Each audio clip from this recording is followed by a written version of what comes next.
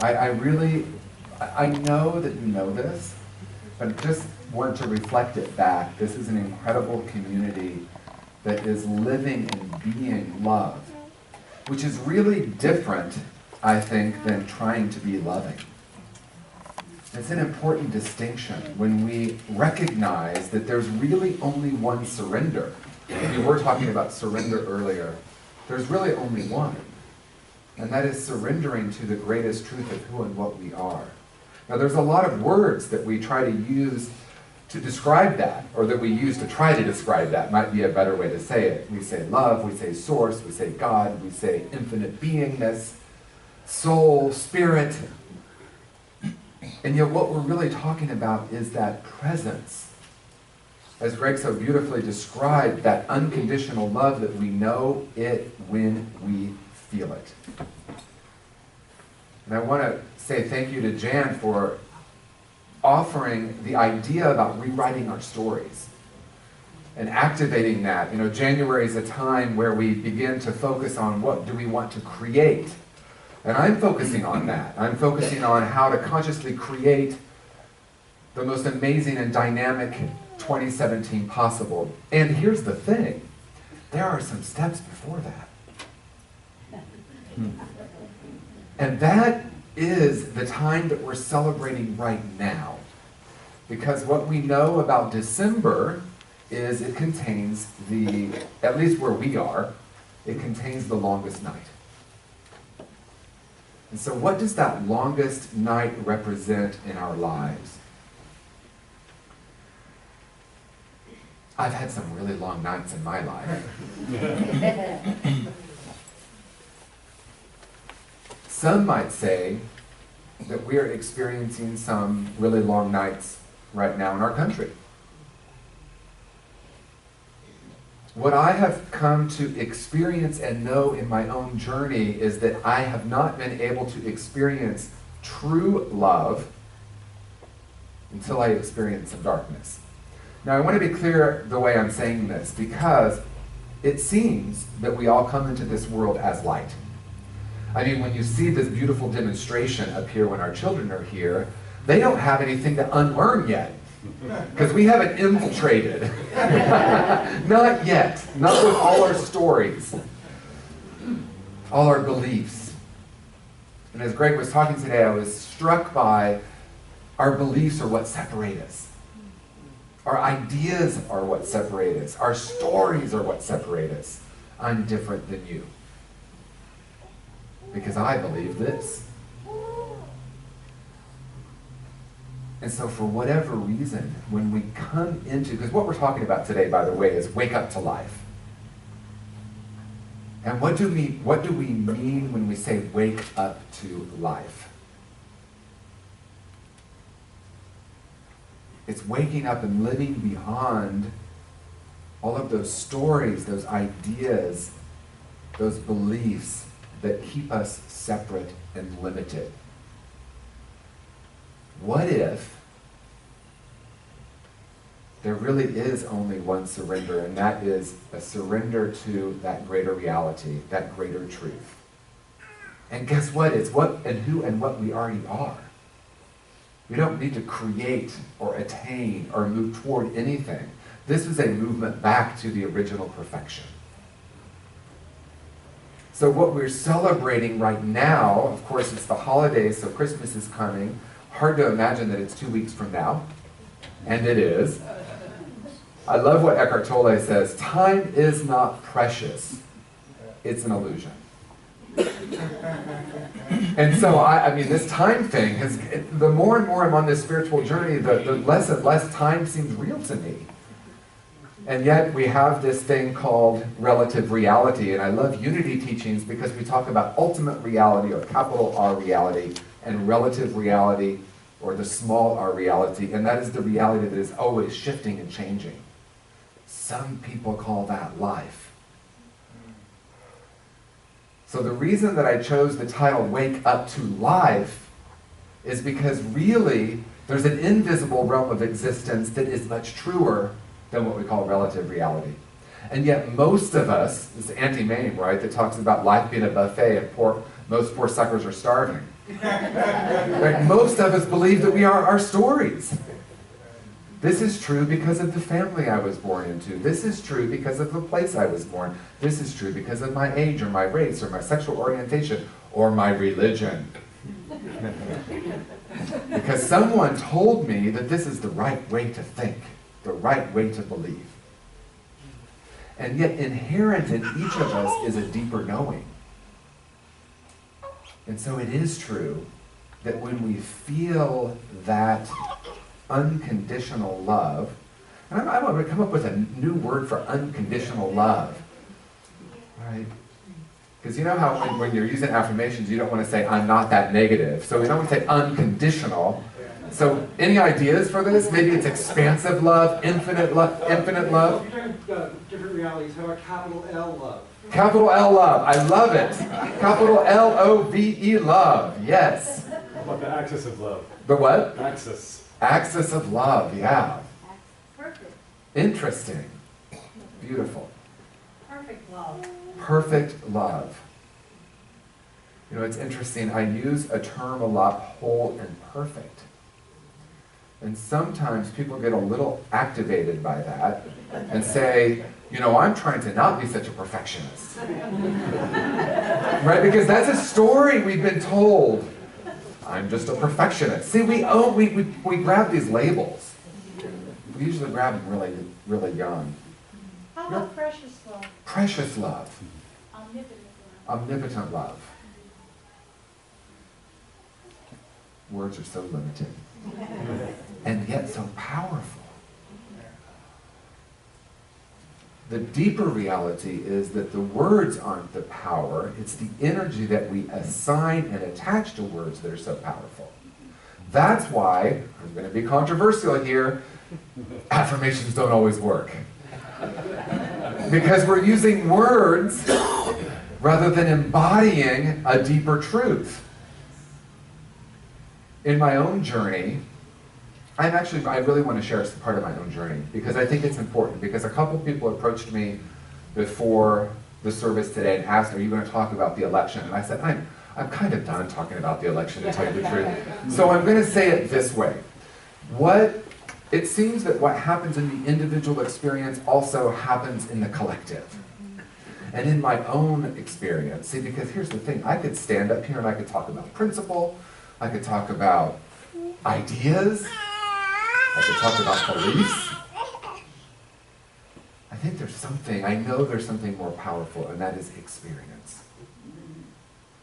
And in truth, we don't really need to use words. See? Because little precious ones, precious loves, they don't need words because they're absolutely connected and one with the energy of life. And I know we've talked about this a little bit. I think I talked about this. You know, when a tsunami happens, the water goes out, and the animals instinctively go to higher ground. What do humans do, a lot of us? We run out to the water. Ooh, look, shells. Oh, look, and then we drown, right? Because there's something innate in animals, and we are animals, right? There's a connection and an intuition and absolute presence with the energy of life. But we forget that. We get taught that out of us. So the spiritual journey isn't about learning. It's about unlearning so that we can return to that essential truth where we know that we know that we know that we don't need those words. So I want to share my own experience because I noticed, I bookmarked that election thing. In my own journey, more than once in my life, when I said yes to a greater calling, a greater reality, a greater purpose, what happened for me is that I entered into a little bit of a dark period before it actually was born. So in this time in December, we're talking about the birth. So whether we use the Christian story, it seems that every spiritual religious tradition has some story about the birth, some story about the birth. So what birth are we talking about? We're talking about the birth of a new consciousness. We're talking about a birth of the light. Because what is wanted and needed in the midst of our darkest time is us to be the light. In my own journey, when I said yes to this calling, and I remember like it was yesterday, I was sitting, it was actually at a Unity, I was in a workshop with my now friend Diane Conway, who I didn't know at the time. She's an author of a book called What Would You Do If You Have No Fear? I mean, what a great title. Because as soon as I heard that question, I started, oh, I would do this, I would do this, I would do that. I remember I was living in Dallas, which I love Dallas, I do, and I had this thing about wanting to move to San Francisco. And someone said to me, if I gave you $1 million today, what would you do? And I said, well, I'd move to San Francisco. Instantly said that. And I thought, well, I don't need $1 million to move to San Francisco. I mean, now you do, but back then, back then, I didn't need quite $1 million to move to San Francisco. So, see, our ideas about life are what create what we call life. It's what creates what we call reality. So when I said yes, I was in Diane Conway's workshop and she looked at me and I felt like the whole world stopped and she looked at me and said, what would you do if you had no fear? And voice shaking and trembling, I said, I would go into the ministry and I would be a spiritual teacher and I might be an author too. And she said, I see that for you. Say yes. And so what happened is I did say yes.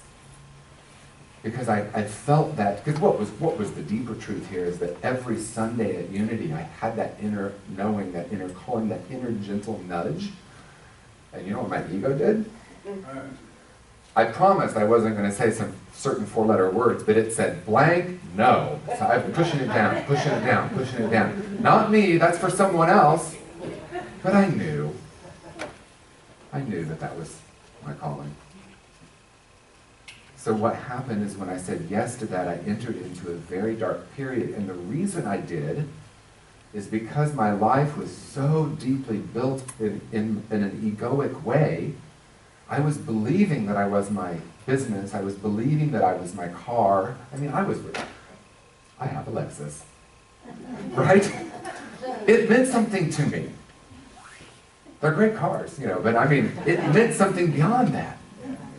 It was important that I had the house and the view, and it was all about the outsides. And I'm going to tell you, I manifested all of that because of Unity teachings. And what I'll say about that is it was built on a shaky foundation, not because the teachings are built on a shaky foundation, but because I was interpreting them through my own lens, which we do, and that lens was, there's something wrong with me. And so I was using the affirmations to build the life of my dreams. So when I said yes to a deeper calling, life ever so gently and lovingly started to kind of collapse. And I want to share one 72-hour period. I was in so much pain.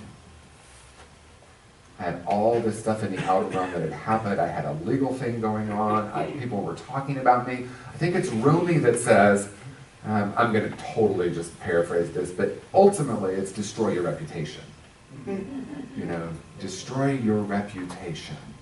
Well, I was doing a good job of that. I can tell you that. What happened for me, though, was I recognized that this was an important doorway.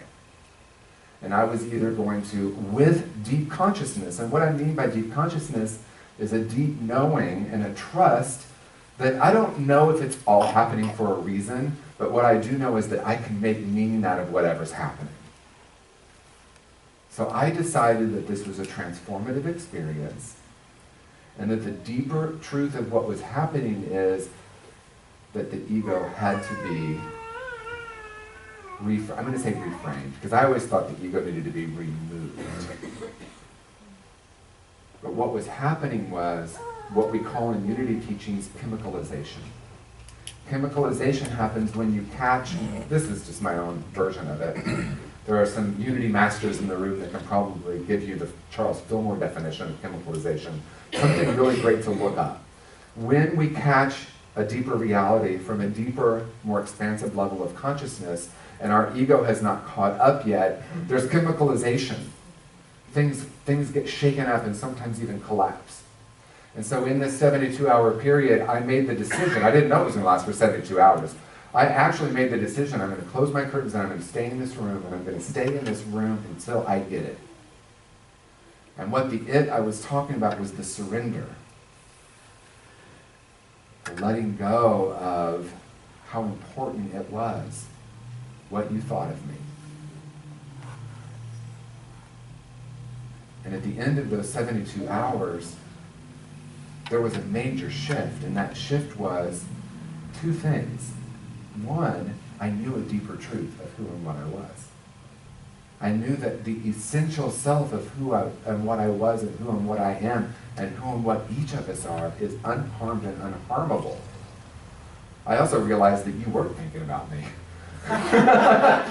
You know, what people were thinking about me was so important, and then I thought, wow, they're actually thinking, most of us are kind of thinking about ourselves and our world. So what I want to say in closing is simply this.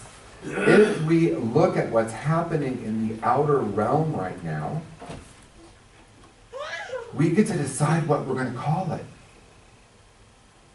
And that is the ultimate truth, that we get to decide. So we can say it's terrible what's happening. We can say it's wonderful what's happening, because there are plenty of people who do say that.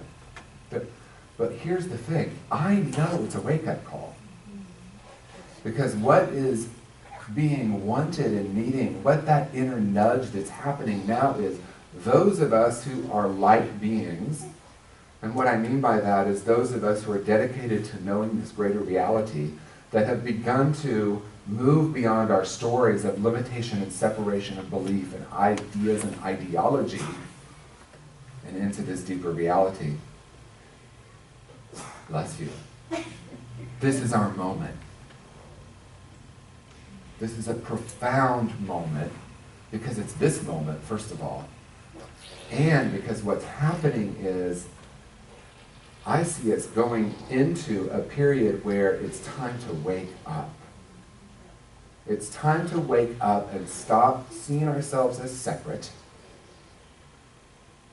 And you know, we're not really here to talk about politics, and it's not one political party is the one seeing the other. I have friends on the entire spectrum talking about the other and talking about fear. And so this is a moment where we get to choose love. This is a moment where we get to decide that we're not going to be that story that the world is falling apart. What we know is that it's possibly chemicalizing in unity terms. That it's really here for us to wake up to this greater reality, this greater truth that's beyond those stories, and be that love in the world. This is the time for each of us to wake up. And communities like Unity Brentwood are dedicated to waking up individually and collectively, because something really powerful happens when we come together with this intentionality. So the moment is now. Tag your it. We're all it. We are the ones we've been waiting for. And it's our time. It's our time to be this love in the world and see what happens, because indeed life is a great experiment. And I'm really enjoying this part of my experiment much more than the part of my experiment where I lived in fear and limitation and lack and separation. So what an honor to be here in this moment, to feel the energy of this room, to know that we are dedicated to this, and the invitation is as we go out into the world today, we be this. So amen. Thank you. Thank you.